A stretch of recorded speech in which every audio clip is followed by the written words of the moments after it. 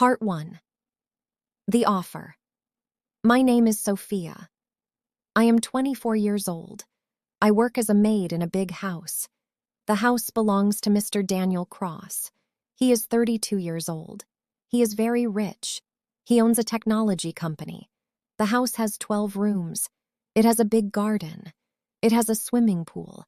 Everything is white and clean. I clean this house every day. I have been working here for 2 years. Mr. Cross is always busy. He works all day. He comes home late at night. Sometimes I see him in the morning. He drinks coffee. He reads his phone. He never talks to me. I am invisible to him. That's okay. I need this job. I need the money. My mother is sick. She needs medicine. The medicine is expensive. My salary pays for her medicine. My salary pays for our small apartment. My salary pays for food. I cannot lose this job. One Tuesday morning, something strange happened. Mr. Cross was in the kitchen. He was not reading his phone. He was looking at me. "Sophia," he said. I almost dropped the plate I was holding. He never said my name before. "Yes, Mr. Cross," I said. "I need to talk to you," he said. "Please sit down." I looked at the chair. Then I looked at him. Maids don't sit at the table. "It's okay," he said. "Sit." I sat down slowly. My heart was beating fast. Was I fired? Did I do something wrong? "I have a problem," Mr. Cross said. He looked tired. "My grandfather is dying," he said. "I'm sorry," I said quietly. "He has one wish before he dies," Mr. Cross continued. "He wants to see me married." I didn't understand. Why was he telling me this? "My grandfather started our company," Mr. Cross explained. "He built everything. He is 89 years old now. The doctors say he has 3 months to live. Maybe less." Mr. Cross stood up. He walked to the window. "My grandfather's will is very clear," he said. "If I am not married when he dies, I lose the company. Everything goes to my cousin Richard. Richard will destroy everything my grandfather built." I still didn't understand why he was telling me this. "I don't have a girlfriend," Mr. Cross said. "I don't have time for dating. I work 16 hours every day." He turned and looked at me. "I need a wife," he said, "for 3 months. Maybe less. Just until my grandfather passes away." My mouth fell open. "I'm offering you a contract," he said. "A marriage contract. We get married. You live here as my wife. We visit my grandfather together. When he passes away, we get divorced. The whole thing takes maybe 4 months." I couldn't speak. This was crazy. "I will pay you $200,000, he said. My heart stopped. $200,000. That was more money than I could earn in 10 years, maybe 20 years. That money would pay for all of my mother's treatment, I whispered. "Yes," Mr. Cross said. "Plus you would still receive your regular salary. You would live here in the guest bedroom. We would pretend to be married in public. But in private, nothing changes. It's just a business deal." He pulled out a paper from his pocket. "This is the contract," he said. "Read it carefully. Think about it. I need an answer by Friday." He left the kitchen. I sat there alone. The paper was in my hand. I was shaking. This was insane. Marry my boss? Pretend to be his wife? But $200,000. My mother could get the best treatment.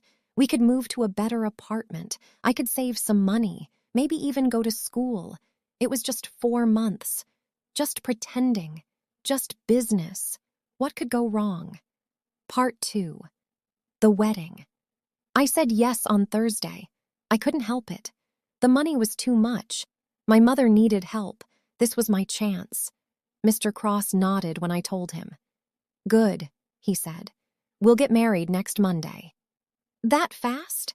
I said. "My grandfather is getting worse," he explained. "We don't have time." The next few days were strange. Mr. Cross gave me a credit card. "Buy a wedding dress," he said. "Something simple. Buy some nice clothes, too. You need to look like my wife." I went shopping on Saturday. I had never spent so much money before. I bought a white dress. It was simple but beautiful. I bought some other dresses, too, and shoes, and a coat. Everything felt like a dream. On Sunday, Mr. Cross took me to meet his grandfather. The old man lived in a huge mansion. It was even bigger than Mr. Cross's house. A nurse opened the door. "Daniel!" the old man called from his bed. His voice was weak. "Hello, grandfather," Mr. Cross said. The old man looked at me. "Who is this beautiful girl?" he asked. "This is Sofia," Mr. Cross said. She's my girlfriend." The lie came out smoothly. The old man's face lit up. "Girlfriend?" he said. "Finally! I've been telling you to find a good woman for years." "Bring her here. Let me see her." I walked closer to the bed. The old man took my hand. His hand was cold and thin. "You have kind eyes," he said to me. "Daniel needs someone kind. He works too much. He forgets to live." I didn't know what to say. "We're getting married tomorrow," Mr. Cross said. The old man's eyes filled with tears. "Married?" he whispered. "Tomorrow?" "Yes," Mr. Cross said. "Small ceremony, just family." "I want you to be there," the old man cried. He held my hand tight. "Thank you," he whispered to me. "Thank you for making him happy." Guilt hit me like a truck. This old man was dying, and we were lying to him. But it was too late now. Monday came fast. The wedding was at City Hall. It was just me, Mr. Cross, his grandfather, and 2 witnesses. The grandfather came in a wheelchair. The nurse pushed him. He smiled the whole time. The ceremony took 10 minutes. The official read some words. Mr. Cross said, "I do." I said, "I do." We signed papers. It was done. I was married to my boss, a man I barely knew, a man who never smiled, a man who saw me as a business deal. The grandfather cried happy tears. "I can die in peace now," he said. Those words made my stomach hurt. After the ceremony, we went back to the mansion. The grandfather had prepared a small party. There was cake. There was champagne. The old man wanted to make a speech. "I built my company from nothing," he said. "I worked hard my whole life.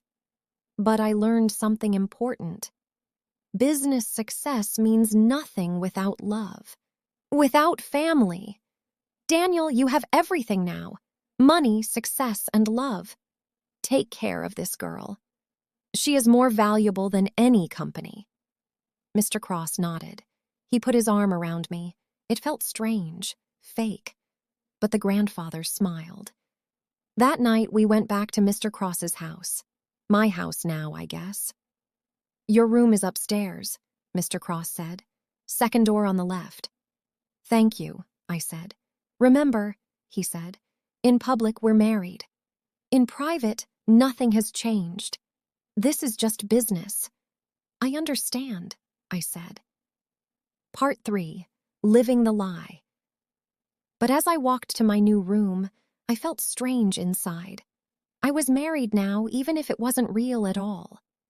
I had a wedding ring on my finger that felt heavy. The ring was beautiful, white gold with a small diamond on top. Mr. Cross had bought it just for the grandfather to see. My new bedroom was 3 times bigger than my old apartment. It had a king-size bed with soft white sheets and pillows. There was a private bathroom with a bathtub and a shower. The closet was huge, perfect for all my new expensive clothes. A large window looked out over the garden and swimming pool. I sat on the bed. and looked at the ring. $200,000. I reminded myself over and over and over. This is just a job. A different kind of job, really. 4 months of pretending, then I get the money I need. Then my mother gets better, and I can start my life. I called my mother that night to tell her everything. Well, not everything, just that I got a big promotion at work. "That's wonderful, Sophia," she said, her voice weak but so happy. "I'm so proud of you, my daughter, my beautiful smart girl." I felt guilty lying to her, but what could I say?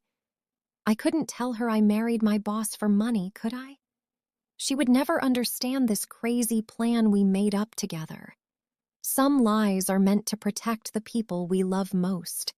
At least that's what I told myself that night in bed. The next morning, Mr. Cross knocked on my door very early. "We're visiting my grandfather today," he said through the closed door. "Be ready in 1 hour, wear something nice but not fancy."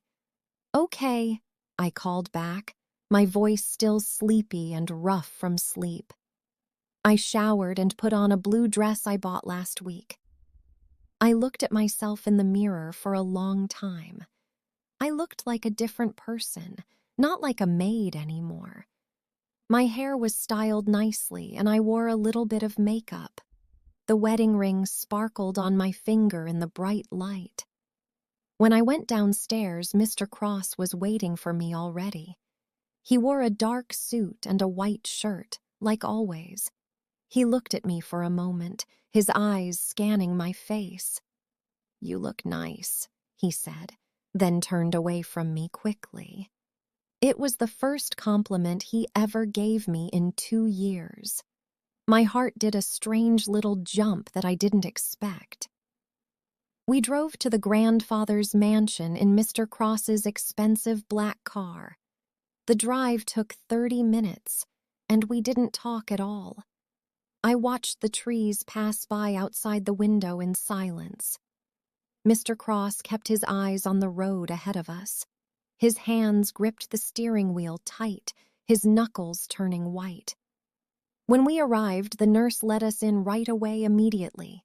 The grandfather was in bed, looking even weaker than before now. But when he saw us, his whole face lit up bright. "My children," he said, reaching his thin arms out to us both. We sat on either side of his bed, close to him. "Tell me about your wedding night," the grandfather said with a smile. My face turned red hot, and I didn't know what to say. Mr. Cross took my hand quickly, his palm warm against mine, cold one. "It was perfect, grandfather," he lied smoothly, without even thinking about it. "Sophia made me the happiest man in the whole wide world." The old man smiled and closed his eyes for a moment peacefully. "I can die happy now," he whispered, his voice getting even weaker. "Knowing you found love, real love, the kind that lasts forever long." We stayed for 2 hours, talking and telling more lies than ever. Mr. Cross told stories about how we met and fell in love. I was surprised how easily the lies came out of his mouth. He said I was different from other women he had dated before. He said I made him want to be a better man every day. The grandfather ate up every word, believing everything we said completely. When we left, I felt sick deep inside my stomach badly. "Your grandfather is a good man," I said in the car quietly. "He doesn't deserve these lies we keep telling him every single day." Mr. Cross's jaw tightened, and he gripped the steering wheel even harder. "He's dying," Mr. Cross said flatly, his voice cold like ice always. "These lies make him happy in his last days on this earth." Sometimes lies are kinder than the truth, don't you think so? I wanted to argue with him, but I couldn't find the words. Maybe he was right. Maybe this lie was actually a gift somehow. We drove home in silence again, neither of us saying anything at all. Part 4. The cracks begin. The next 2 weeks were strange, like living in a dream world. During the day, Mr. Cross went to work at his big company. I stayed home and did light cleaning, even though that wasn't required. I couldn't just sit around doing nothing all day long every day. It felt wrong to be paid so much for pretending and doing nothing. Mr. Cross came home every night at 9 or 10 o'clock exactly. He ate dinner alone in his office while working on his computer. I ate alone in the kitchen, just like before we got married. We were married, but we were still strangers living separate lives completely. Nothing had really changed except the ring on my finger now. Every few days we visited the grandfather together as a married couple. Each time we held hands and smiled and told more beautiful lies. Each time the old man looked weaker and sicker than before always. Each time I felt the guilt growing bigger inside my chest heavily. But the old man was so happy, smiling every time he saw us. One Saturday morning, something different happened that changed everything a bit. Mr. Cross came to my room and knocked on the door early. "My grandfather wants us to have lunch with him today," he said. "He wants to cook for us himself, his special family recipe passed down." "He wants to cook?" I asked, surprised because he was so sick. "The nurse will help him, but yes, he insists on doing it. He says it's a family tradition for the grandfather to cook. It's his way of welcoming you into the Cross family officially today." We arrived at the mansion at noon, right on time like always. The smell of food filled the whole house, warm and delicious smelling. The grandfather was in the kitchen, sitting in his wheelchair but cooking. The nurse helped him, but he was giving all the orders and instructions. "Sofia! Daniel!" he called out when he saw us both walk in. "Come, come! I'm making my famous pasta, the best in the world." I had never seen him look so alive and happy before now. His eyes sparkled, and his hands moved with energy and purpose suddenly. "Grandfather, you should be resting," Mr. Cross said, sounding actually worried genuinely. "Resting? I'll rest when I'm dead." The old man laughed out loud. "Today I cook for my grandson and his beautiful new wife here." The meal took an hour to prepare with all of us helping. The grandfather told stories about his wife, who died 20 years ago. "She was like you, Sofia," he said, looking at me with kind eyes. "She was kind and real, not fake like those rich society women. She loved me when I had nothing, not a single dollar at all. That's how I know real love when I see it in people's eyes." Mr. Cross shifted uncomfortably in his chair, not looking at anyone directly. I smiled, but inside my heart was breaking into tiny little pieces. We finally sat down to eat the pasta together at the table. It was delicious, the best pasta I ever tasted in my whole life. The grandfather watched us eat, smiling the entire time without stopping once. "This is what life is about," he said, his voice getting soft. "Sharing food with people you love, not working all the time endlessly." "Daniel, promise me you'll remember this after I'm gone forever away. Promise me you'll take care of Sofia and make her happy always." Mr. Cross looked at me, and our eyes met for a moment. Something passed between us, something I couldn't name or understand quite yet. "I promise, grandfather," he said, and his voice sounded different somehow, less cold than usual before. After lunch, the grandfather wanted to show me the family photo albums. We sat together on the couch while he turned the old pages.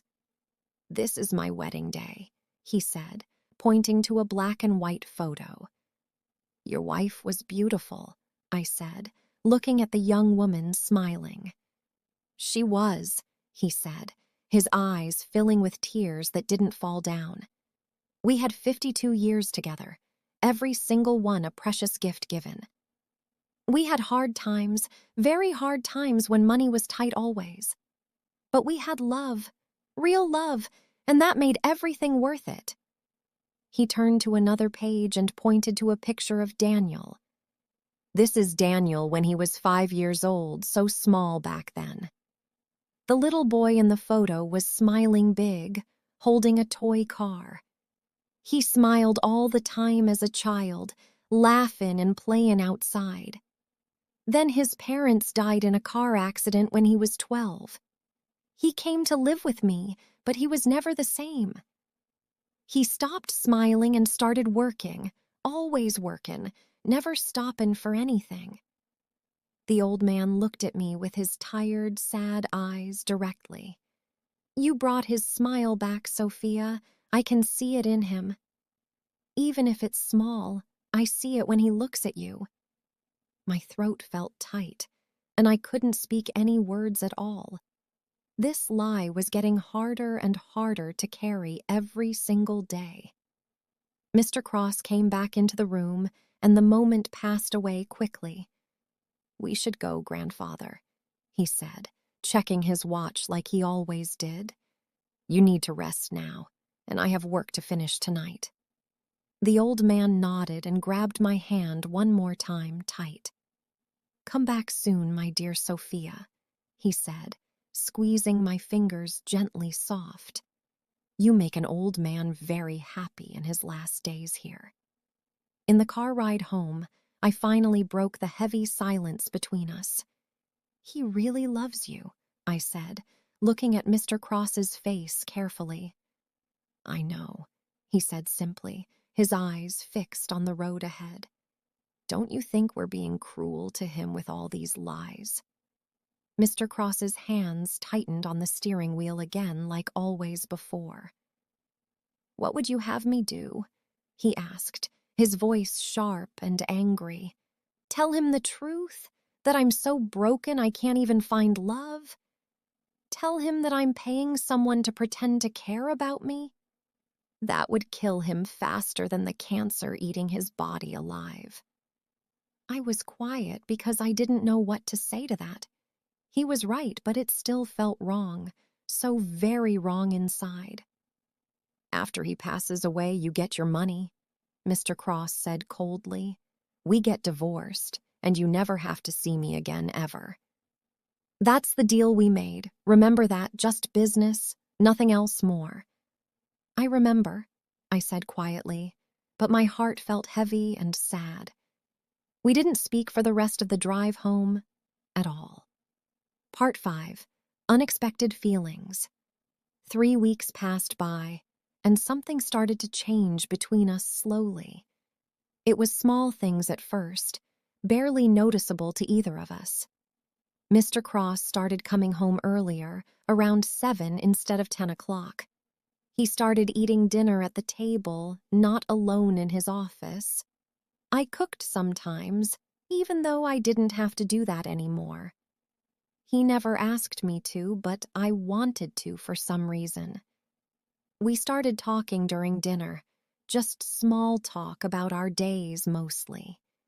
He told me about problems at work with difficult clients and employees. I told him about the books I was reading from his library. It was strange, but it also felt kind of nice and comfortable. One night, he asked me about my mother and her sickness problems. I told him about her heart condition and the expensive medicine she needs. I told him how scared I was of losing her someday soon. He listened, really listened, not just nodding and looking at his phone. "After this is over, your mother will get the best care," he said. "I'll make sure of that, I promise you that right now." "You don't have to do that," I said, surprised by his offer kindly. "It's not part of our deal, just the money, nothing else extra." "I know," he said, looking at me with those dark eyes directly. "But I want to, because you're helping me save my grandfather's company." Something warm spread through my chest, but I pushed it away fast. This was just gratitude. Nothing more than that, just business still, basically. We visited the grandfather 3 times a week now, sometimes even more. Each visit, we played our roles perfectly, like actors on a stage. We held hands, we smiled, we told stories about our fake happy life. But something was different now, something I couldn't quite name or explain. When Mr. Cross held my hand, it didn't feel fake anymore somehow. When he smiled at me, it looked almost real, not forced at all. When he put his arm around me, I felt safe and warm. I was starting to forget we were pretending, and that scared me. One afternoon, the grandfather asked us to take a walk in his garden. The nurse pushed his wheelchair while we walked beside him slowly together. The garden was beautiful, full of roses and other flowers blooming bright.